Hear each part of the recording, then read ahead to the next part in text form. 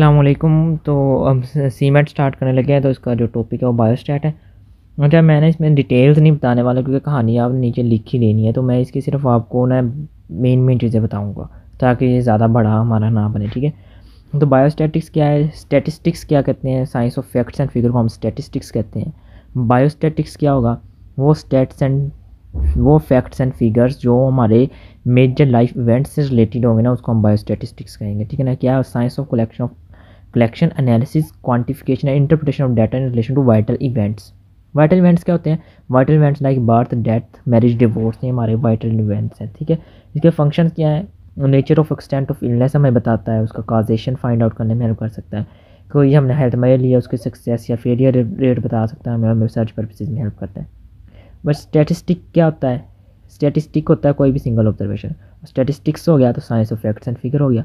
Characters कोई भी feature है जो उसको हम करेक्टरिस्टिक कहते हैं। ठीक है, उसके बाद वेरिएबल क्या होता है, any characteristic whose value is different for, यानी कोई भी करेक्टर जिसकी वैल्यू हर इंडिविजुअल के सेपरेट होगी उसको आप वेरिएबल कहते हैं। ये अच्छा ऐसी क्यों आया हुआ डाटा और इन्फॉर्मेशन का डिफरेंस। अगर कलेक्शन ऑफ ऑब्जर्वेशन को एक साइंटिफिक वे में किया जाए ना, उसको डाटा कहते हैं, और अगर डाटा मीनिंगफुल हो जाए उसको हम इन्फॉर्मेशन कह देंगे। ठीक है, सोर्सेज कौन से हो सकते हैं, सेंसिस हो सकता है, ऑफिशियल कोड आपके पास, नादरा हो गया, बर्थ एंड डेथ रजिस्टर हो गया, सर्वे हो गया आपके पास। ठीक है ना, ये सारे सोर्सेज हैं। अच्छा, ये एमसीक्यू के लिए याद रखिएगा, सोर्स ऑफ डेमोग्राफिक डाटा जो है ना वो सेंसिस है।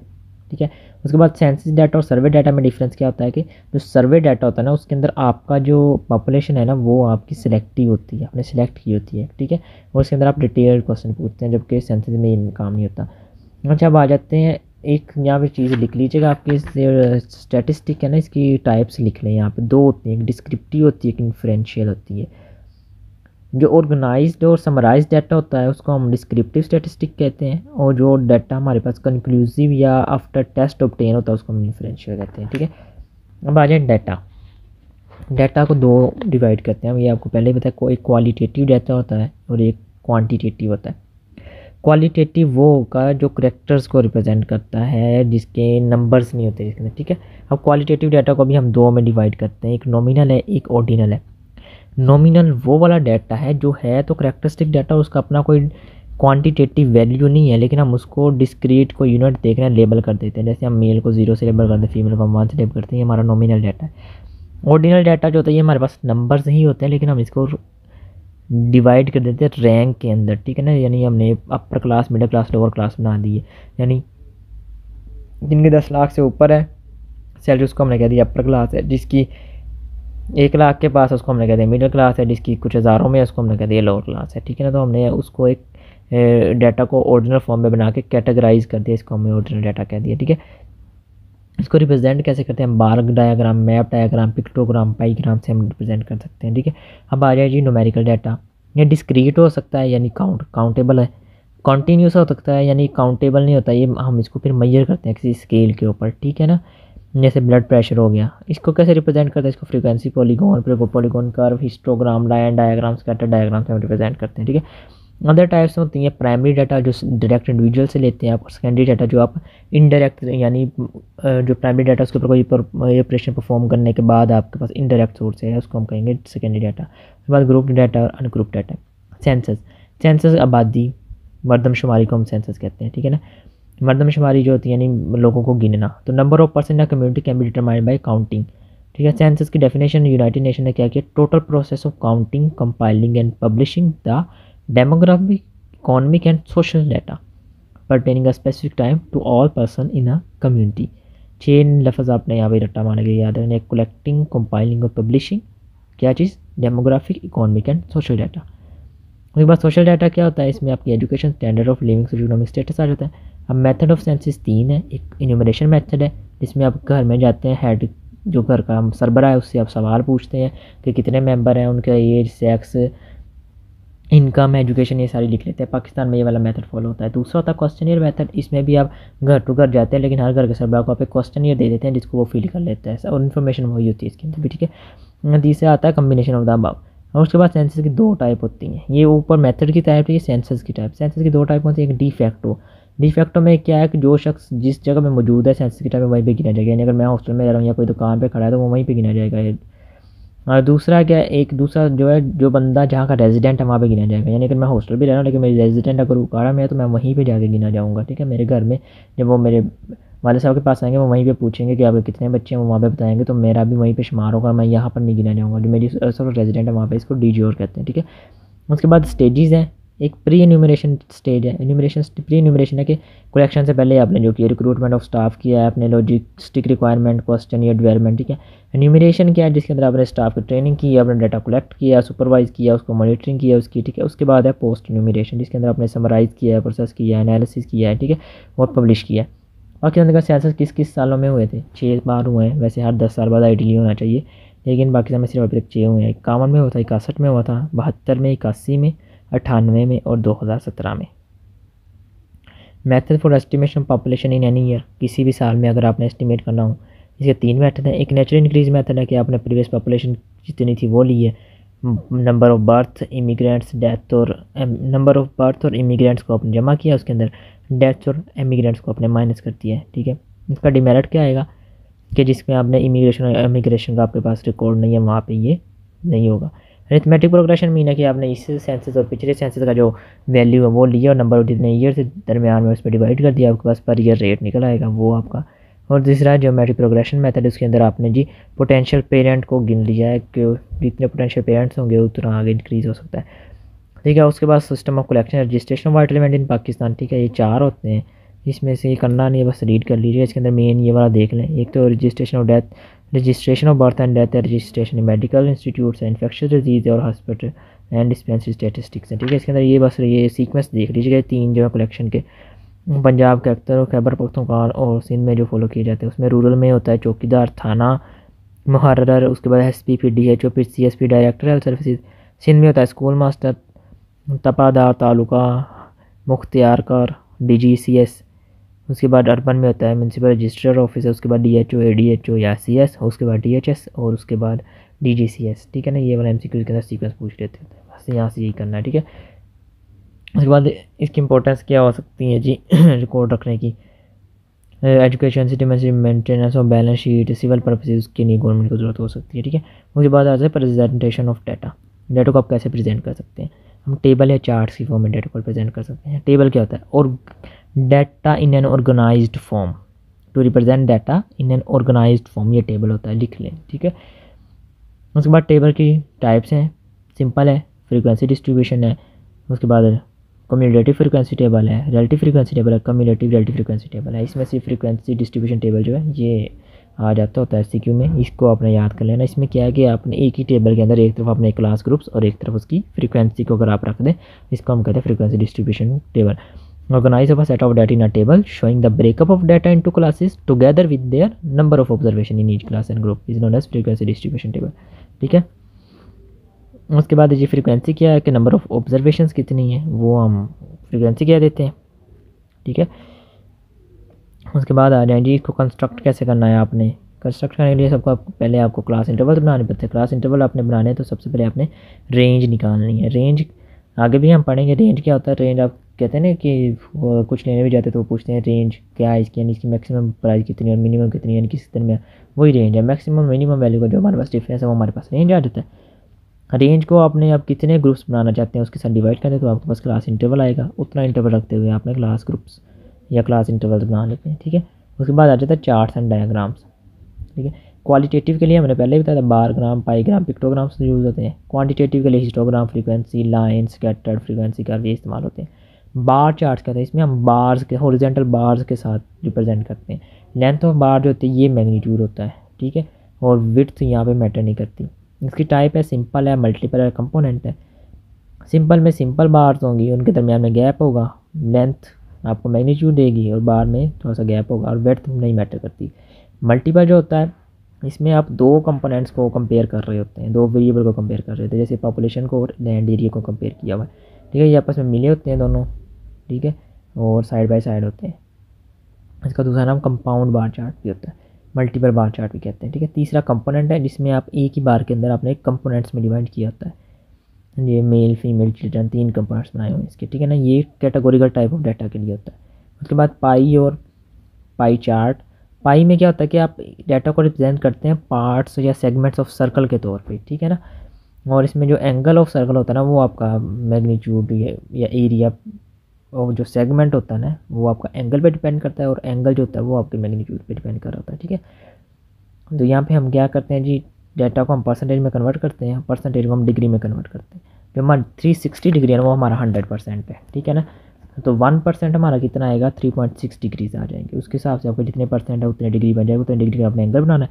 उसके अंदर जो सेगमेंट आएगा वो आपका एरिया आ जाएगा और वो आपका मैग्नीट्यूड आएगा। पिक्टोग्राम होता है, पिक्टोरिकल रिप्रेजेंटेशन होती है, पिक्चर्स के जरिए प्रेजेंट करते हैं। आपने अगर बचपन में 2-3 की वो बुक्स याद हो अपने बच्चों को देखिए, वहाँ पे पिक्चर के जरिए यानी 4 एप्पल्स बनाए हुए हैं, काउंट करने हैं आपने, 10 बतखें बनाई हुई हैं आपने, वो काउंट करनी है, ठीक है ना। तो इसी तरह यहाँ पे होता है, लेकिन यहाँ पे अब डिपेंड करता है कि एक पिक्चर एक को रिप्रेजेंट कर लिए या ज़्यादा को। अब यहाँ पे उन्होंने कहा एक टाइनी पिक्चर है जो 15 बच्चों को रिप्रेजेंट कर रही है, तो 60 बच्चों के लिए आपको उस तरह की 4 तस्वीरें रिप्रेजेंट करनी पड़ेंगी, ठीक है। तो ये सिंपलेस्ट वे है जिसमें कोई भी आम गली का बंदा है ना उसको भी आप समझा सकते हैं, ठीक है। उसके बाद है हिस्टोग्राम। हिस्टोग्राम असल में फ्रीक्वेंसी डिस्ट्रीब्यूशन टेबल जो है ना उसकी representation in the form of bar chart, ठीक है। इसके अंदर एक बार चार्ट ही होता है, लेकिन वो साइड बाय साइड होता है, उनके अंदर गैप कोई नहीं होता, ठीक है ना। जो उनकी विड्थ होती है वो आपका फ्रीक्वेंसी इंटरवल होता है, वो क्लास इंटरवल होता है, और जो उनकी लेंथ होती है वो आपकी फ्रीक्वेंसी होती है, ठीक है। अगर आप इनका मिड पॉइंट लेके इनको आपस में मिला देना, ये आपका फ्रीक्वेंसी पॉलीगॉन बन जाता है। और वो जो लाइन उनको ज्वाइन कर रही है उसके जो कर्व ऑब्टेन होगी वो आपकी फ्रीक्वेंसी पॉलीगॉन कर्व आ जाएगी। और अगर वो सिर्फ जो लाइन है वो वाली आप ड्रॉ करते हैं उसको हम लाइन डायग्राम कहते हैं। लाइन डायग्राम हमें क्या देती है, ये हमें ट्रेंड बता देती है कि किस तरफ को जा रहा है, इंक्रीज़ हो रहा है, अगर ऊपर को जा रही है, नीचे को डिक्रीज़ हो रहा है। स्कैटर्ड डायग्राम, स्कैटर्ड डायग्राम हमारी 2 वेरिएबल्स को कंपेयर करने के लिए इस्तेमाल होती है। जैसे आप टेम्परेचर और डेथ को कंपेयर कर रहे हैं अपर रेस्पिरेटरी इन्फेक्शन के लिए यहाँ पे, ठीक है। ये 2 डॉट्स हैं, ठीक है। अगर वो कह रहा है अगर वो एक लाइन के गिरी क्लस्टर हुए होने, इसका मतलब दोनों के दरमियान में लीनियर रिलेशनशिप है, ठीक है। यानी खास टेम्परेचर के ऊपर आपने देखा कि डेथ क्या आ रही है, ठीक है। टेम्परेचर के साथ साथ डेथ डिक्रीज़ हो रही है, जैसे जैसे टेम्परेचर बढ़ता है डेथ डिक्रीज़ होती है, जिसका मतलब लीनियर रिलेशनशिप एग्जिस्ट कर रहा है।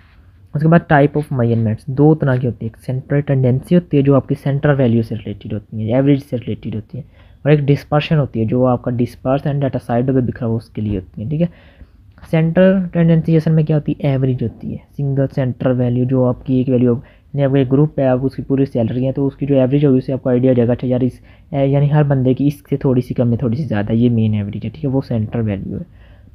इसके तरीके कौन से होते हैं कि मेजरमेंट ऑफ, अगर सेंट्रल टेंडेंसी क्वेश्चन अक्सर आ जाता है तो इसमें आपने क्या करना होता है, हमने बताना 3 तरह कर सकते हैं। अरिथमेटिक मीन से, मीडियन से, मोड से। आपको पता है अरिथमेटिक मीन क्या है, सबको आपने ऐड करना है, 2 टोटल नंबर पर डिवाइड करना है, अरिथमेटिक मीन आ जाएगा। ग्रुप का लेना है तो आपको ये मसला था, अगर ग्रुप एक क्लास इंटरवल वाला ग्रुप बना हुआ है, ग्रुप टू डाटा, उसका आपने अपने हर क्लास इंटरवल का मिड पॉइंट निकालना है। एक रो में, एक कॉलम के अंदर, एक कॉलम के अंदर आपके पास सारी फ्रीक्वेंसी है, एक कॉलम में आपके सारे मिड पॉइंट्स निकल आए। हमने फ्रीक्वेंसी और मिड पॉइंट को आपस में मल्टीप्लाई कर देना है, ठीक है। फिर आपने उन सबको सम कर लेना है, वो जो सम आएगा उसको आपने टोटल फ्रीक्वेंसी के साथ डिवाइड कर देना, ये आपका ग्रुप डाटा का निकल आएगा, ठीक है। अच्छा, मीन का क्या होता है कि इसका एडवांटेज है इजीली कैलकुलेट हो सकता है, लेकिन मीन का डिसएडवांटेज क्या है, ये एक्सट्रीम वैल्यू से बहुत ज़्यादा इफेक्ट होगा। यानी आपके पास 10 लोग हैं ना, सबकी 2-2, 3-3 रुपये समझ लें हैं, तनख्वाह ही समझ लें, या पॉकेट मनी है 5-5 रुपये है सबकी, ठीक है।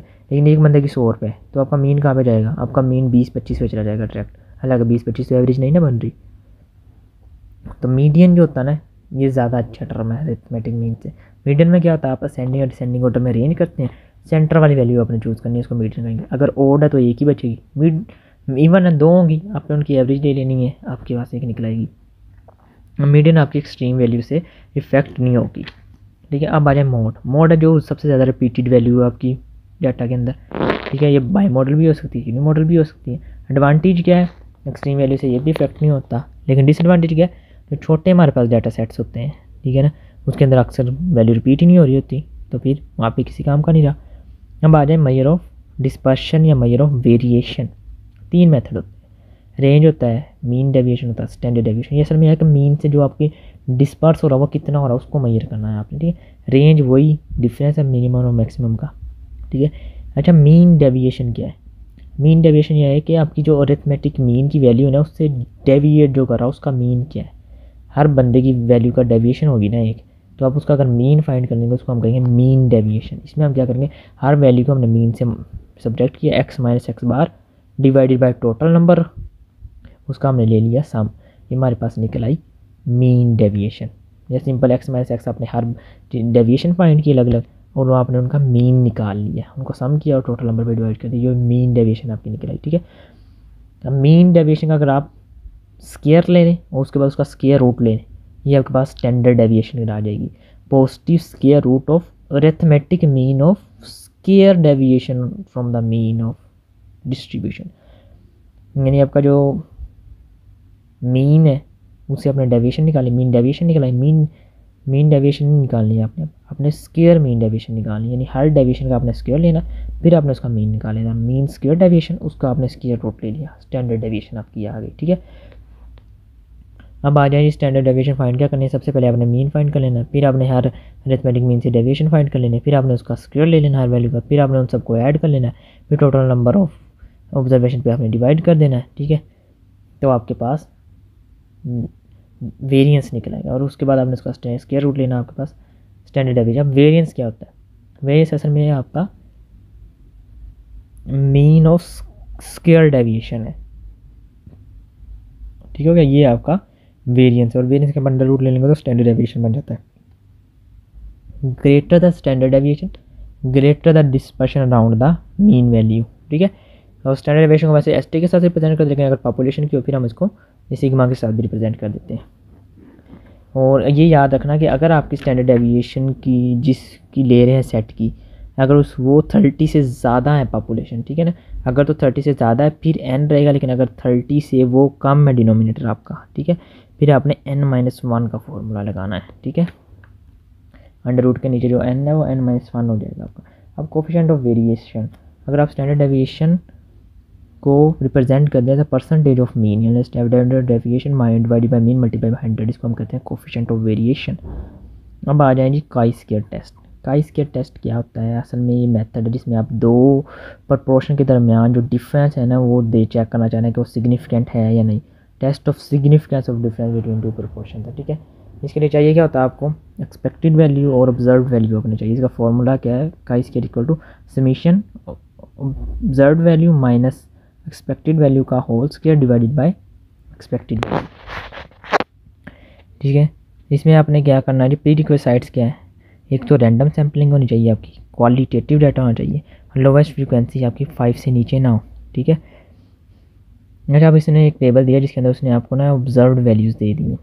ठीक है, तो इसके उसने कहा जी आप इसका बताएं कि बी सुपीरियर है ए से या नहीं। ठीक है, तो जब भी हमने काई स्क्वायर लगाना था हमने हाइपोथेसिस को टेस्ट करना है कि बी सुपीरियर है या ए से नहीं, तो पहले हम एक नल हाइपोथेसिस बनाएंगे यहाँ पे। ठीक है ना, नल हाइपोथेसिस क्या होता है, नल हाइपोथेसिस होता है कि आप नलीफाई करते हैं इस फैक्ट को।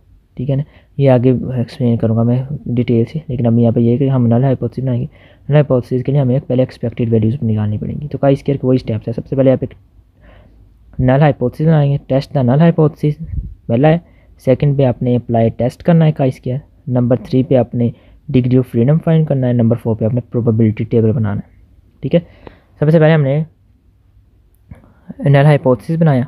ठीक है, उसके लिए हमने एक्सपेक्टेड वैल्यूज़ निकालनी है। अब एक्सपेक्टेड वैल्यूज़ का फॉर्मूला क्या है, E1 देखें आपका जो टेबल बना होता है ना उसमें हमने हर कॉलम को भी एंड पे जमा किया और नीचे हर रो को भी जमा किया हुआ है। हमने क्या करना है, जो C1 है हमारा उसको हमने पहले R1 से मल्टीप्लाई कर देना डिवाइडेड बाय टोटल 176, फिर C1 को हमने R2 से मल्टीप्लाई किया डिवाइडेड बाय टोटल, फिर हमने C2 को R1 से डिवाइडेड बाय टोटल, फिर C2 को R2 से डिवाइडेड बाय टोटल।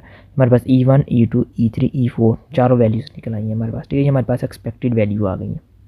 अब इन एक्सपेक्टेड वैल्यू से भी उसी तरह का टेबल बन जाएगा। ठीक है, ये अब हमारे पास आ गया जी, नल हाइपोथेसिस हमारा बन गया। अब हम इसमें अप्लाई कर देंगे काई टेस्ट में हमने क्या किया जी, हमने ऑब्जर्व वैल्यू O1 को माइनस E1 ऑब्जर्व 1 डिवाइडेड उनका whole square divided by E1। ठीक है, इसी तरह हमने O2 उसके बाद O3 और उसके बाद 4 कर दिया, उसके बाद सबको आपस में जमा किया, तो ये हमारे पास यहाँ पे काई स्क्वायर की वैल्यू आ जाएगी, जो यहाँ पे कैलकुलेट की नहीं अगर करेंगे तो 1.79 आ जाती है। ठीक है, उसके बाद आ जाता है find the degree of freedom. Degree of freedom depend कर दिया टेबल के ऊपर। इसका फॉर्मूला होता है number of column C-1 into R-1। C column है, R नंबर ऑफ रोज है। ठीक है, तो number of column number of रोज हमारे पास के ऊपर 2 है, तो 2 - 1 इंटू 2 - 1 1 इंटू 1 इक्वल टू 1, तो डिग्री ऑफ फ्रीडम हमारे पास 1 आ गई। अब डिग्री ऑफ 1 के लिए जो प्रोबेबिलिटी टेबल अगर हम देखें ना, ये बना हुआ है पहले, ये आपको बनाने की ज़रूरत नहीं है, याद करने की ज़रूरत नहीं है। बस आपने ये याद रखना कि अगर डिग्री ऑफ फ्रीडम 1 हो तो काई स्क्वायर की वैल्यू 0.01 सिग्निफिकेंट, यानी 95% कॉन्फिडेंस के ऊपर पी की वैल्यू 0.05 होती है। तो 95% कॉन्फिडेंस रखते हुए काई स्क्वायर की वैल्यू डिग्री ऑफ फ्रीडम 1 के लिए 3.89 होती है, ठीक है। क्योंकि हमारी जो काई स्क्वायर की वैल्यू 1.79 आई है, यानी 3.89 से कम आई है, इसका मतलब कि हमारा जो हाइपोथेसिस है वो ट्रू है, ठीक है। तो हमने हाइपोथेसिस क्या बनाया था, हमने नलीफाई किया था ना फैक्ट को। हमने हाइपोथेसिस रखा था कि ए और बी के दरमियान में कोई रिलेशनशिप नहीं एग्जिस्ट करता, यानी बी और ए वैक्सीन के अंदर कोई डिफरेंस नहीं है। अब हमारा रिजल्ट सिग्निफिकेंट आ गया, इसका मतलब है हमारा। उसके बाद जी हम आ जाते हैं स्टूडेंट टी टेस्ट के ऊपर, ठीक है। तो स्टूडेंट, अच्छा वो मैंने पहले बता दिया ना आपको, क्योंकि हमारी वैल्यू उससे कम आई है इसलिए हमारा नल हाइपोथेसिस ठीक होगा। इसका मतलब बी और सी के अंदर कोई इफेक्ट नहीं है। तो जो हमारा सही हाइपोथेसिस असर वाला कि बी सुपीरियर देन ए, वो हमारा रॉन्ग है, ठीक है। उसके बाद आ जाते हैं स्टूडेंट टी टेस्ट के ऊपर। स्टूडेंट टी टेस्ट ये एवरेजेस को कंपेयर करता है, दो डिफरेंट वेरिएबल्स या दो डिफरेंट एवरेज को कंपेयर करता है और देखता है कि इसकी ये भी टेस्ट ऑफ सिग्निफिकेंस है, ठीक है ना। अच्छा इसके लिए स्पेसिफिकेशन याद रखनी है इसके अंदर ये कि ये रैंडम सैंपल पे होता है, क्राइटेरिया जो इसका है क्वांटिटेटिव डाटा पे होता है, और इसके लिए सैंपल साइज ना यहाँ पे लेस देन 60 लिखा है, लेकिन लेस देन 30 कर लें, ये आगे लिखा हुआ है आगे एंड पे ना इसी चैप्टर के। तो असल में ये टी टेस्ट लगता है अगर आपका सैंपल 30 से कम है, अगर आपका 30 और 60 के दरमियान है फिर आपका जेड टेस्ट लगेगा, जी टेस्ट, ठीक है। अगर 60 से ऊपर हो गया फिर आपका काई स्क्वायर पे चला जाएगा। उसका फॉर्मूला क्या है, टी इज इक्वल टू है mean of sample minus mean of population divided by standard error, ठीक है। और जी टेस्ट का जो फॉर्मूला होगा Z is equal to mean minus mean of population divided by standard deviation.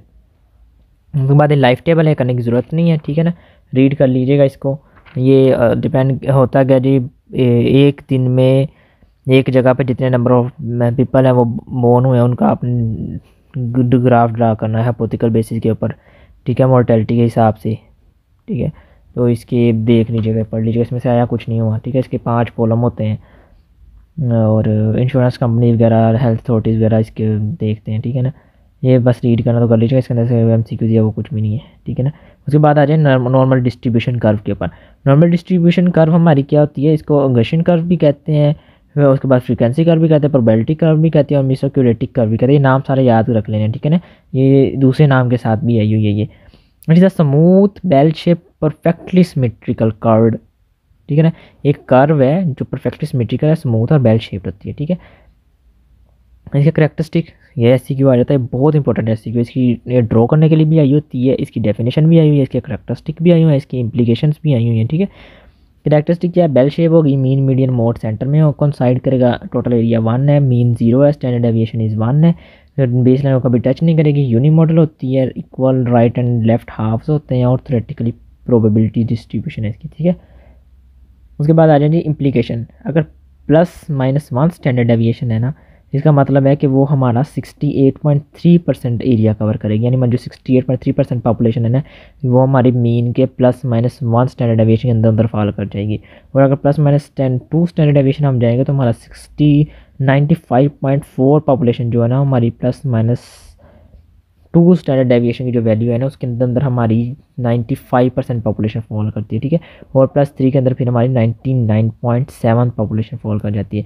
Confidence limit क्या होती है, ये जो पॉइंट्स लग रहे हैं ना, यानी +- स्टैंडर्ड डेविएशन पे -1 इधर और +1 उधर, ये हमारी कॉन्फिडेंस लिमिट्स होती है। उनके दरमियान में जो इंटरवल बनता है वो हमारा कॉन्फिडेंस इंटरवल होता है, ठीक है। अच्छा ये एक फॉर्मूला लिख लीजिएगा, ये वाला पास पेपर में काफ़ी बार आया हुआ है।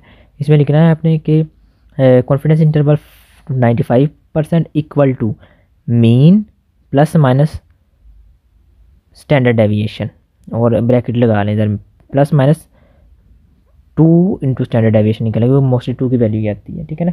95% में 2 होगा ना, तो कॉन्फिडेंस दोबारा मैं लिखवा रहा हूँ, लिखे confidence interval 95% equal to mean ±2 into standard deviation, ठीक है। इसमें वो स्टैंडर्ड डेविएशन की आपको वैल्यू दे देता है और आपको कहता है मीन की वैल्यू दे देता है और आपको कहता है कि 95% कॉन्फिडेंस इंटरवल फाइंड करें। तो इसमें आपने क्या करना है, जिस स्टैंडर्ड डेविएशन को वैल्यू को 2 के साथ मल्टीप्लाई करना है, जो अरिथमेटिक मीन होगा उसके अंदर आपने वो वाली वैल्यू ऐड कर देनी है और उसमें से आपने माइनस कर देनी है। तो आपके पास 2 रेंज आ जाएंगी, ठीक है ना। तो वो जो 2 रेंजेस आएंगी ना आपको मैक्सिमम और मिनिमम, उस रेंज के दरमियान में आपकी 95% पॉपुलेशन फॉल कर रही होगी, ठीक है।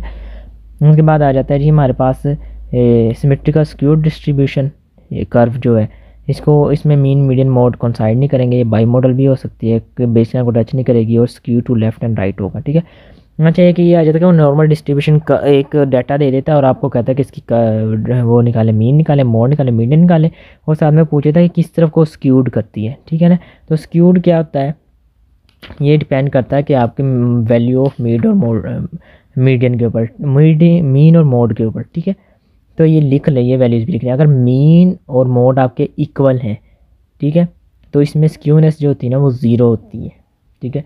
और अगर आपका मीन बड़ा है मोड से, मीन ज़्यादा है मोड से, इसमें स्क्यूनेस पॉजिटिव होगी, और इसमें जो इसको राइट स्क्यूनेस भी कहते हैं और इसको पॉजिटिव स्क्यूनेस भी कहते हैं, ठीक है। इसमें जो टेल होगी ना ग्राफ की वो राइट की तरफ होगी और जो ऊपर वाली डोम या एपेक्स है ना वो लेफ़्ट की तरफ होगी। उसके बाद आ जाता है आपका, अगर मीन छोटा है मोड से, मीन छोटा है मोड आपका बड़ा है, ठीक है, मीन लेस देन मोड, इसमें स्क्यूनेस आपकी नेगेटिव होगी और लेफ़्ट स्क्यूनेस भी इसको कहते हैं, ठीक है। ये 3 आपने लिख लेनी है और इसमें डिपेंड आपका मोड और मीन आपने निकाल लेना और उस हिसाब से आपने बता देना कि स्क्यूनेस किस तरफ है, ठीक है ना। ये पास क्वेश्चन में आया हुआ है। उसके बाद आ जाती है type of distribution. Normal distribution होती है, बायनोमिनल होती है, पॉइजन डिस्ट्रीब्यूशन होती है और रिवर्स जे शेप डिस्ट्रीब्यूशन होती है, ठीक है। उसके बाद प्रोबेबिलिटी, ये भी आई हुई है पास क्वेश्चन में, ठीक है। प्रोबेबिलिटी क्या होती है, probability of an event is denoted by P. Probability are usually express as decimal fraction not percentages. ये डेसिमल फ्रैक्शन के तौर पर रिप्रेजेंट करती है, ठीक है ना। या फिर वो 0 हो सकती है या 1 हो सकती है, 0 प्रोबेबिलिटी है और 1 एब्सोल्यूट होती है, ठीक है। और P value is less than और इक्वल टू 0.05। अगर पी की वैल्यू हमारी 0.05 या इससे कम हो तो हम उसको स्टेटिस्टिकली सिग्निफिकेंट कहते हैं, ठीक है। अगर इससे ज़्यादा हो तो फिर वो हमारी स्टेटिस्टिकली सिग्निफिकेंट नहीं होती। अगर पी की वैल्यू 1 आ जाए तो वो एब्सोल्यूट होती है, ठीक है ना, यानी ऑल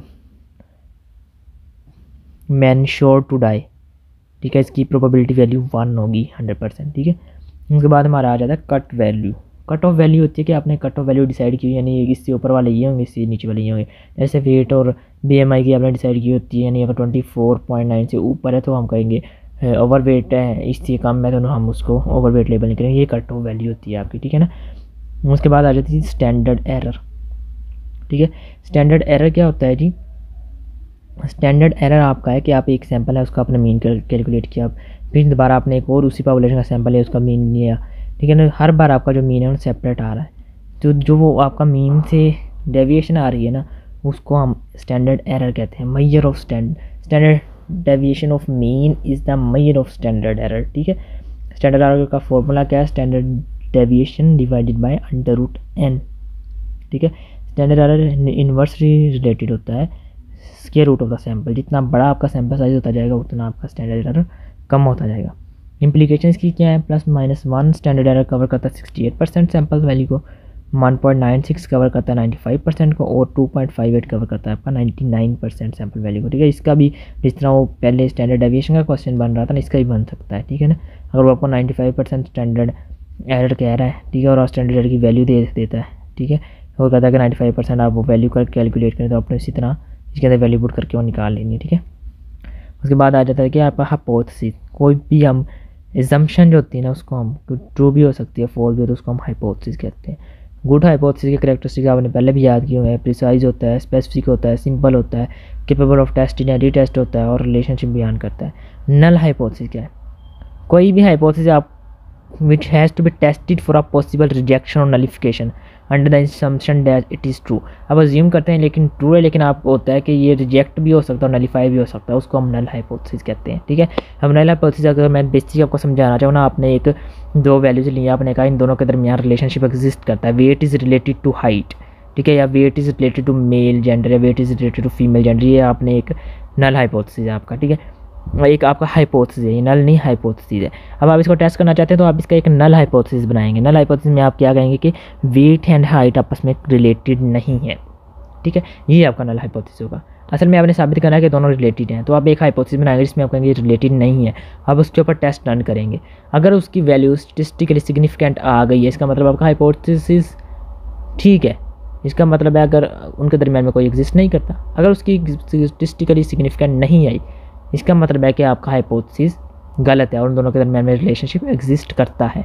इसमें ध्यान रखना है, जो वो वाली हमारी वैल्यू थी ना 3.84 वाली, वो थी वैल्यू। अगर उस वैल्यू से कम आ रही है फिर स्टैटिस्टिकली सिग्निफिकेंट और आपका नल हाइपोथेसिस ट्रू है। यानी अगर आप पी वैल्यू देख रहे हैं, पी वैल्यू अलग चीज़ है। पी वैल्यू अगर आपकी 0.05 से कम आई है ना, इसका मतलब है आपका नल हाइपोथेसिस गलत है और उन दोनों के दरमियान में रिलेशनशिप एग्जिस्ट करता है, ठीक है। और अगर आपकी पी वैल्यू 0.05 से ज़्यादा आई है, इसका मतलब है कि आपका नल हाइपोथेसिस ठीक है और उन दोनों के दरमियान में रिलेशनशिप एग्जिस्ट नहीं करता। तो ये पी वैल्यू और वो जो हमने वहाँ पे काई स्क्वायर की वैल्यू निकाली थी, इन दोनों का डिफरेंस याद रखना है कि काई स्क्वायर की कम हो तो ठीक होती है और पी की ज़्यादा हो तो, पी की कम हो तो हमारा नल हाइपोथेसिस वो हो जाता है, ठीक है ना। ये वाला आपने याद रखना डिफरेंस। अब आ जाए टाइप ऑफ एरर। दो तरह के एरर होते हैं, एक होता है टाइप 1 एरर और अल्फ़ा एरर, ठीक है। अगर आपका नल हाइपोथेसिस ट्रू है लेकिन आपने उसको रिजेक्ट कर दिया, ये टाइप 1 एरर और ये ज़्यादा ख़तरनाक हो सकता है, ठीक है, ज़्यादा सीवियरली इफेक्ट करेगा। एक आपका है टाइप 2 एरर, एक आपका नल हाइपोथेसिस फॉल्स था लेकिन आपने उसको एक्सेप्ट कर लिया, ये इतना सीवियर नहीं हुआ क्योंकि आप ज़्यादा कॉन्शियस हो जाएंगे। एक चीज़ आपने कहा था ये डिजीज़ इसकी वजह से काज कर रही है, ठीक है, आप उससे ज़्यादा परहेज करना शुरू कर देंगे अगर नहीं भी कर रही। लेकिन एक है कि उसकी वजह से कर रही है और आपने कह दिया कि इसकी वजह से नहीं कर रही, आपने उसको नहीं माना, इसका मतलब वो ज़्यादा खतरनाक हो सकता है, ज़्यादा सीवियर हो सकता है, ठीक है। तो ये इस तरह ही हमारा चैप्टर जी कंक्लूड होता है यहाँ पे, ठीक है। बाकी एमसीक्यूज़ के वाले से मैंने पहले ही बता दिया कि अगर 30 या 30 से कम है तो टी टेस्ट लगना है, 30 से ज़्यादा है तो जी टेस्ट लगना है। और बाकी पास पेपर और यहाँ पे लिखा हुआ था कि अगर 60 से ऊपर हो जाए, यानी 30 और 60 के दरमियान आपका लगता है जी, और अगर 60 से ऊपर हो जाए तो फिर काई स्केल लगाना। कि इसकी असल में डिपेंड ये किसी और तरह करता, लेकिन क्योंकि वो हमारे सिलेबस से बाहर है तो इसको इसी तरह बस रट्टा लगा लें। तो इस तरह आपका स्टैट का चैप्टर कंक्लूड होता है।